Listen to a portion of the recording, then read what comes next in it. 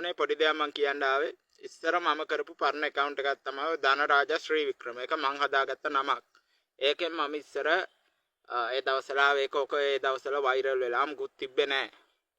ඊට පස්සේ මම ওই විනෝදෙට මගේ YouTube channel එකකුත් තිබ්බා.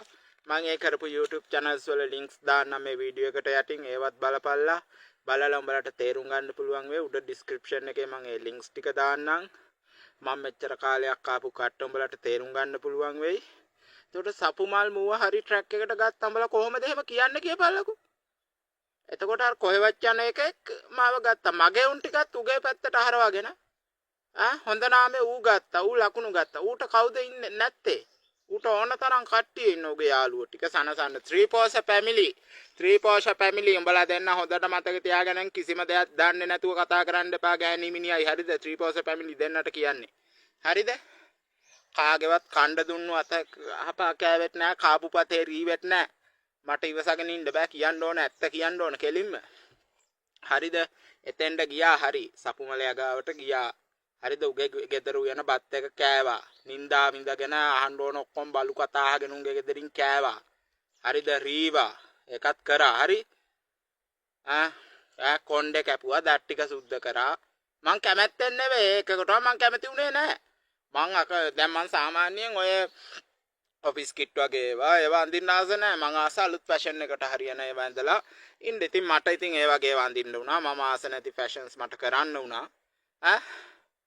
අනික මං ආස කැරක්ටර් එකකුත් නෙවෙයි ඒක. මට ඕන ලව් කැරක්ටර් එකක්. ඒ කියන්නේ නිකන් අලුත් මේ ෆැන්සි එකට ගැලපෙන අලුත් විදිය කැරක්ටර් එකක් මට ඕන උනේ. මට ඕන විදිය කැරක්ටර්ස් වත් උන් දුන්නේ නැහැ. හරිද?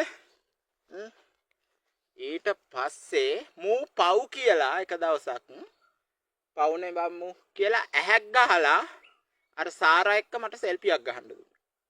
මං අවස්ථාවෙන් උපරිම ප්‍රයෝජන අරන් ඒකිත් එක්ක මෙන්න මෙහෙම අතට අත තියලා එදා සෙල්ෆිය ගත්තා. දැන් අර උට දෙන්න සාක්ෂි නැහැ. සාක්ෂි නැතිකමට ඌ දැන් ওই පෝස්ට් එකක් දාලා තියෙන්නේ ලොකුවට. ධනාට අපි මෙහෙම සැලකුවා ඌට අපි මෙහෙම කරේ නැහැ කියලා. එතකොට උගේ ගෑණි හදන තේක ශාම් අයියා අතට වැඩිහිටියන්ගේ අතට ගිහින් දෙනවා. දැන් බලපෑ එක වහන්න යන විදිය. ඒක මොකක් හරි කියලා වාසියට උන් හදාගෙන ඒක වහන්න හදනවා දැන්.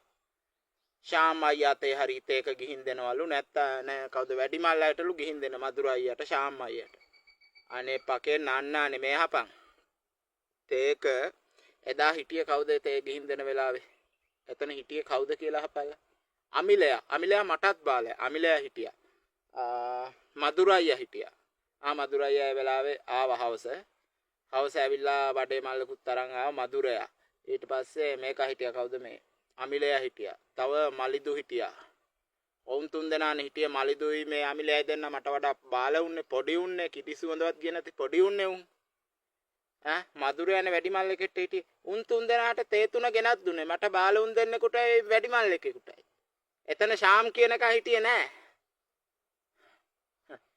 දැන් සපු මල්ල යනිකම් බොරු උඹ කියන්න එපා. හරිද මචං? කියනෝ නෑ ඇත්ත කතා කරපන්.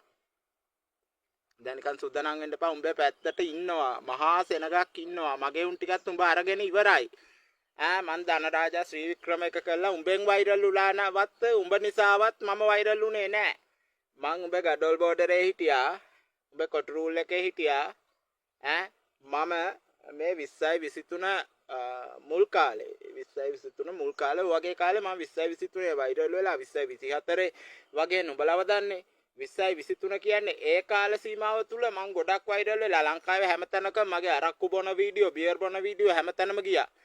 මං කැලේ ඇස්සේ කෑ ගහලා මං විනෝදෙන් ලයිව් ගියා. මගේ ඇති පිස්සුවකටවත් මොකකටවත් නෙවෙයි උඹලගේ හිත සතුටු කරලා මං ආතල් එකේ හිටියා. උඹලවත් ඉන්නසලා ආතල් එකේ හිටියා. ඉතින් මට අහන්න බැරි මට කේන්ති යන එකම වචනේ මූව ડોක්ටර් කෙනෙක්ට පෙන්නමු. මූට මානසික රෝගයක් තියෙනවා. උඹලා තාත්තලාද? උඹලා මගේ තාත්තද? මාව මානසික ડોක්ටර් කෙනෙකුට පෙන්නන්න උඹලා මගේ තාත්තලාද? ආයේ උඹලා කියනවා මාව මානසික ડોක්ටර් කෙනෙක්ට පෙන්නන්න ඕනලු. ඉතින් මාව මානසික ડોක්ටර් කෙනෙක්ට පෙන්නන්න බං. මං අහන්නේ උඹලාගෙන්. උඹලා මගේ තාත්තලාද? උඹලා මහ බුද්ධිමත්තුද? උඹලටත් ඒක වෙන්න බෑ. මගේ මොලේ මුකුත් වෙලා නැහැ. මගේ අතපය හොඳට තියෙනවා. කකුල් දෙක හොඳට තියෙනවා. මං හිතන විදිය තියෙනවා. අඩේ මට සල්ලි නැත්තේ. සල්ලි තිබ්බනා අලුන් සොච්චම් පඩිය රුපියල් 5000ක් දීලා උතන මාව තියාගත්තේ. හරිද? කණ්ඩ දුන්නා බොණ්ඩ දුන්නා ඒක ඇත්ත බං.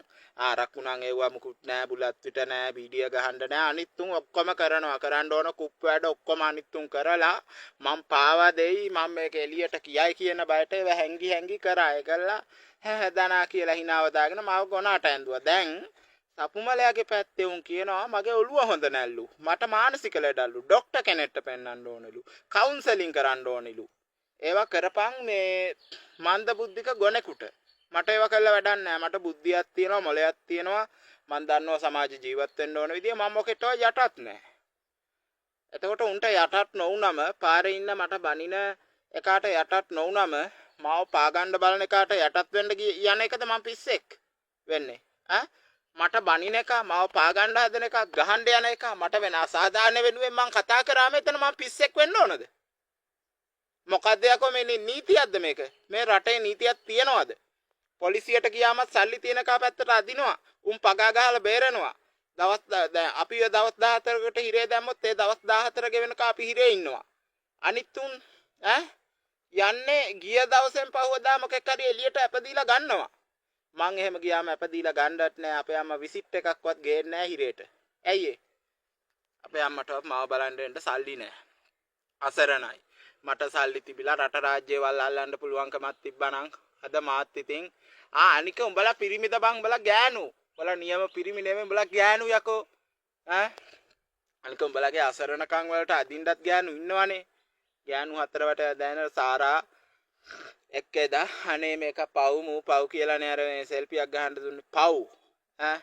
එකල ඇහැක් ගැහුවා. ඇහැක් ගහලා එකක් ගහන්න යනකොට ඒවා බෑ එහෙම අල්ලන්න බෑ. අනිත් උන්ට පුළුවන් බදා ගන්න ඔක්කොම කරන්න. මధుරය නෙවෙයි මොකද මේ රංග ජයසූරිය නාකියා. අරුන්දතිගේ තාත්තා රංගපෑවේ නාකියා. මේ අහපන් නාකියා. උඹලා එදා මට සමච්චලයට නෝන්ඩි වෙන්න මට ලැජ්ජා හිතෙන්න මගේ ඇස්පිය වෙන විදිහට උඹලා මට විහිළුවක් කරා. විහිළුවක් කියන මාව පල් වෙන විදිහට මට රිද්දන්නනේ උඹලා කරේ.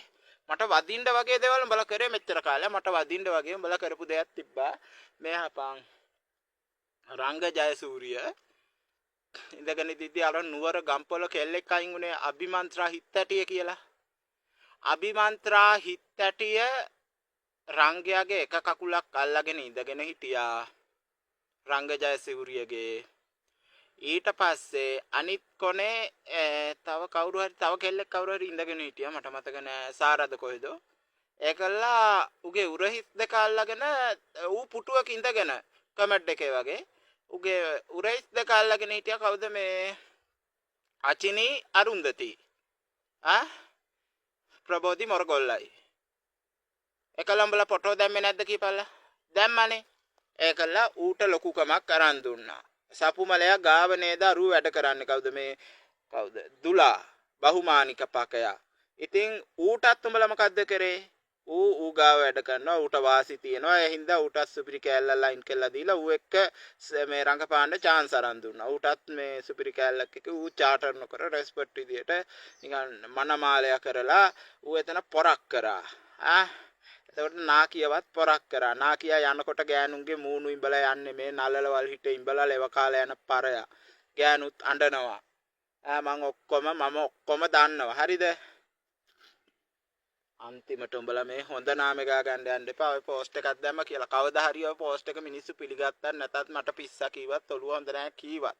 මං කියන දේ මෙච්චර පැහැදිලිව කළත් ඒක පැහැදිලිව තේරුම් ගන්න උඹලට බැරි වුණත් දවසක හරි උඹලට මේක සබා දහමෙන් හරි තේරෙන දවසක් එනවාමයි. හැංගි වෙස් බඳින්න බෑ. නටන්න වෙන්නේ එලිපිට පුතෝ. නටන්න වෙන්නේ එලිපිට. අනික තොපේ බරෙන් තොපේ කියන්නේ තොපිට බරක් වෙලා තොපෙන් කාලා ඇඳලා හිටියේ නෑ මෙච්චර කාලයක්. මගේ අම්මාලා තාත්තලා මට කණ්ඩ බොණ්ඩ දීලා මගේ අම්මා බොහොම මහන්සි වෙලා. අනික මගේ මහන්සියෙන් ගත්ත මගේ ෆෝන් එක. හරිද?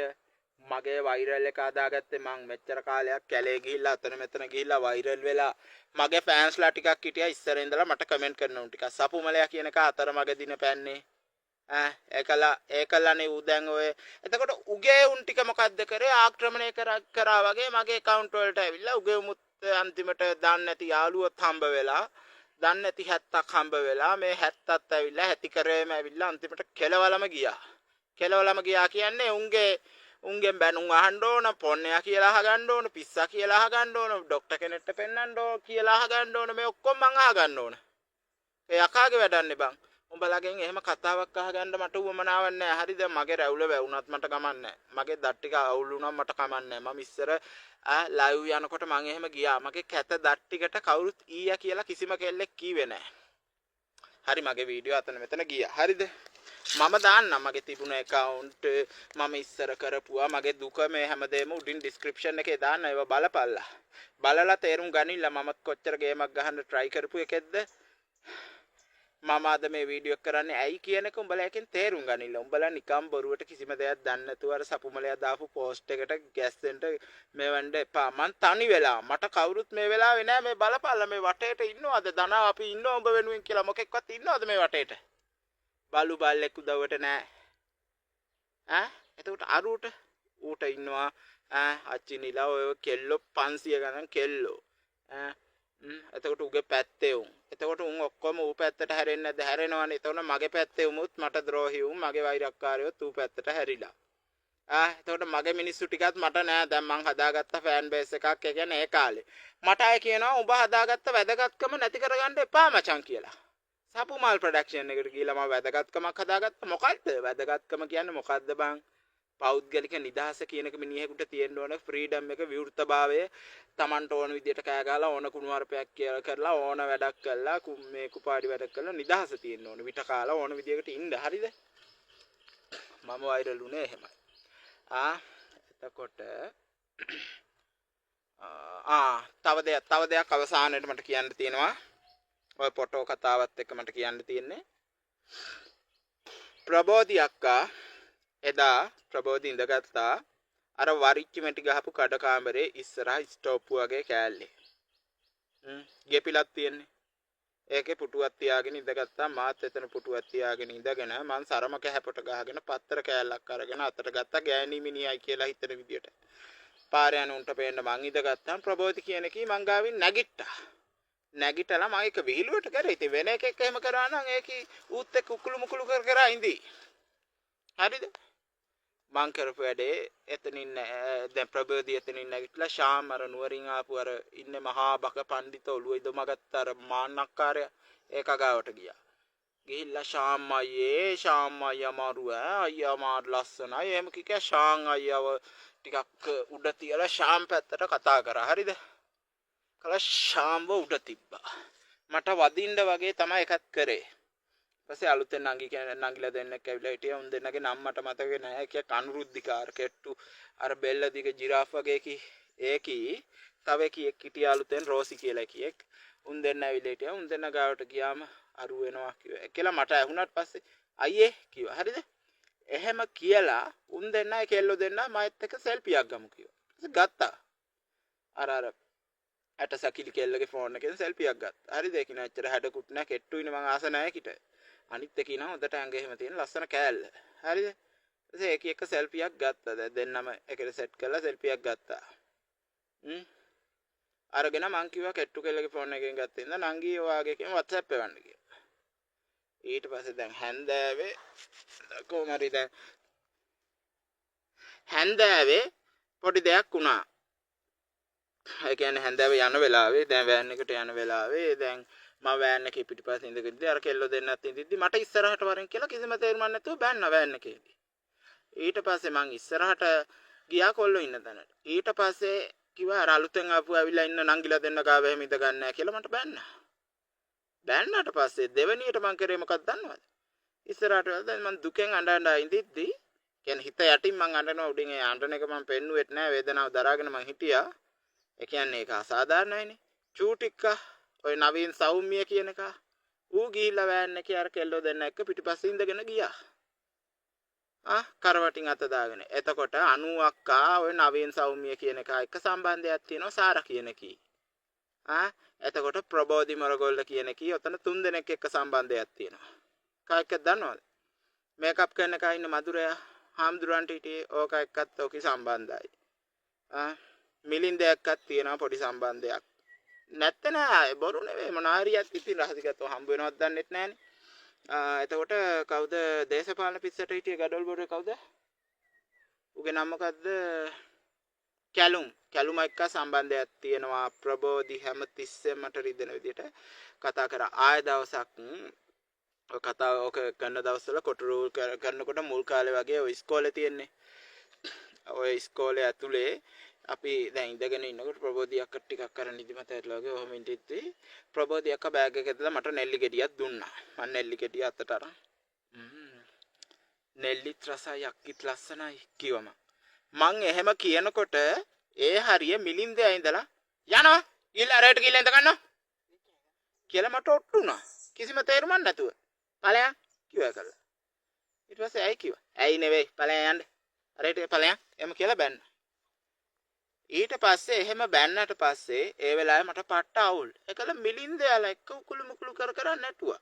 කලම් මිලින්දයා මාව එළියට එක්ක ගිහිල්ලා මට කීවා එහෙම මේ ආය ප්‍රබෝධිලට එහෙම අර මොනවා හරි කියලා තිබුණොත් හරි උඹ ඇටේ තලනවා කියලා මට එළියට ගිහිල්ලා ප්‍රබෝධිලට හොරෙන් රහසෙන් මිලින්දයා මට බැන්නා. ඉතින් ඔච්චර දේවල් ඉතින් මට ඇයි මම් පිට වැරදි පටවන්නේ? ඇයි මම්ම මෙතන වැරදිකාරය වෙලා තියෙන්නේ බං? උන්නේ වැරදි. උන්නේ ඔක්කොම වැරද්ද කරේ. උන් පැත්තට ඔක්කොම ඉන්නවා 10ක් 11 මුළු ලංකාවම එකතු වෙලා මට විරුද්ධ වෙනකොට බං මං කොහොමද මෙච්චර මටද බරක් දරා මං බරක් දරා ගන්න මං නියම් පිරිමියෙක් බං. උඹලා ගෑනු බං. උඹලා ගෑනු. ඇයි මම මගේ පාඩුවේ ලයිව් කරේ මගේ මහන්සියෙන් දර කපලා ගත්ත ෆෝන් එකෙන් මල් ලයිව් කරලා මං කොහොම හරි වෛරල් වෙලා මං තනක් හදාගෙන ඉඳිද්දි අතරමඟදී කොහෙවත් නැති මේ අඳුරන්නෙත් නැති පිට එකෙක් ඇවිල්ලා මට මේ අඬ ගහලා උගේ මේ ටෙලි ඩ්‍රාමාස් වල මට ඉන්න කියලා කාස්ටිං කරන්න කියලා මට එතන chance එකක් අරන් දීලා මං ගියත් කැමැත්තෙන් නෙමෙයි මං ඉතින් යන්න කලින් ඔය හිටිය තැන් වලත් දන්නවනේ වැඩපොලක වැඩ කරා මේ වගේ තැනක ගියොත් ඕන තැනක යන උඹලා ඕන තැනක බලපල්ලා යන හැම තැනකම කියයි මේ වගේ තැනක් කවදාවත් හම්බ වෙන්නේ නැහැ කියලා. ඒකම තමයි උමුත් කිව්වේ. तो රාංගය හැම තිස්සෙම මේ වගේ තැනක් කවදා මම හැමක වැඩ කරපු හැම තැනකම ඔය ටෙලිග්‍රාම නෙවෙයි නෝමල් ලයිෆ් එකෙත් මට ඔය වගේ කතා ඇහුණා. ඉතින් ඒකයි මං කියන්නේ. හරිද? මේ අවසාන වශයෙන් කියන්නේ මම මගේ පාඩුවේ තනියෙන් මගේ මහන්සියෙන් ගහගත්ත ගේම ඊට පස්සේ කුරුණෑගල උමෝයි සපුමලගේ සෙට් එකේ උමෝයි ඔක්කොම සෙට් එක මට ඇවිල්ලා උගේ ෆෑන්ස්ලා ටිකත් මට ඇවිල්ලා උන් ටික මට බෑන්නා මගේ ෆෑන්ස්ලා ටිකත් ඌ පැත්තට හරවගෙන දැන් උමුත් හිතන්නේ මගේ වැරද්ද මගේ ඇති වරදක් නෑ වරද කරපුන්ගේ ඒකලා දැන් උන් සුදනම් වෙන්න බොරු කතා කියනවා අපේ අම්මා එක්ක කතා කරලා අපේ අම්මගෙත් ඔළුව කාලා අපේ අම්මා හිතාගෙන ඉන්නෙත් මගේ වැරද්ද කියලා ඒත් මගේ හෘද සාක්ෂිය දන්නවා කවදා හරි දෙවියෝ ඉන්නවා මේ ලෝකේ විශ්වයේ බලයක් තියෙනවා සබාධම දන්නවා කවුද වැරදි කවුද නිවැරදි කියලා වැරදිකාරයන්ට අනිවාර්යෙන් දඬුවම් ලැබෙයි මං කියපු දේවල් ඔක්කොම බොරුලු මිලින්දයා කඩ කාමරය ඇතුළේදී බෑන් එකම බොරුවක් කියලාද කියන්නේ බොරුවක් නෙවෙයි ඇත්තටම මට බෑන්නා ප්‍රබෝධි අනුපමා ඉස්සරහ මට කිව්වා උඹට තියෙන මෝල් අමාරුව මුත් එක්ක හිටියොත් අපිටත් පිස්සු හැදෙනවා අපිට මොංගල් වෙනවා කියලා කිව්වා පිස්සු නෙවෙයි මොංගල් හැදෙනවා කියලා කිව්වේ ඒකලා කිව්වා මේ මොකද්ද මේ මුව ගිහිල්ලා මේ මුවට බඩුවක් ගස්සන්න ඕන මුව සෙට් කරන්න ඕන මේ ඉදාර බඩුවකට එහෙනම් මුගේ මේ ඔය අමාරුව යනවා එහෙම කිව්වා මම එතනින් නැගිටලා කේන්තියෙන් ගියා එළියට මම යනවා මෙතන කිව්වා ඉතින් ඵලයන් කිව්වා ඉතින් මම පලිද බං එහෙම ගිහිල්ලා බැනුම් අහන්න අපේ ගමෙත් එහෙමයි සමහර ගෙවල් වලට වරෙන් මචං අද හවස අපේ ගෙදර කිව්වලා ගියාම එතනත් ඔය වගේ බනිනවුන් ඉන්නවා ගෙන්නලා නෝන්ඩි කරන මේ සමාජයේ මං කියන්නේ මම මගේ හයියෙන් ගේමක් ගහලා මම මගේ ෆෝන් එකේ ලයිව් ගිහිල්ලා මම මේ දිනුන වෙලා වෛරල් වෙච්ච එකත් කාලා ඒ ජීවිතෙත් ඒකත් විනාශ කරන්න ආපු මේ තිරිසන් 70ට නම් හොදක් වෙන්න එපා සාප වේයන් සාපම වේයන් මොකා hina වුණත් මට කමන්නේ උඹලගේ hinaවෙන් වැඩකුත් නෑ උඹලගේ මොන රියැක්ෂන් එකෙන්වත් මට වැඩක් නෑ මොකද මම මගේ වෛරල් එක ගොඩාක් ලොකු ඩියුරේෂන් එකක් මම හොඳ ඩෙස්ටිනේෂන් එකක් ගත කරේ උන් හින්දා මම තැනකට ගියා නෙවෙයි හරි එච්චරයි මට කියන්න තියෙන්නේ බයි මං ආයෙත් බේන්න නැති වෙන්න පුළුවන් බල ඕන කුදයක් ගහගනි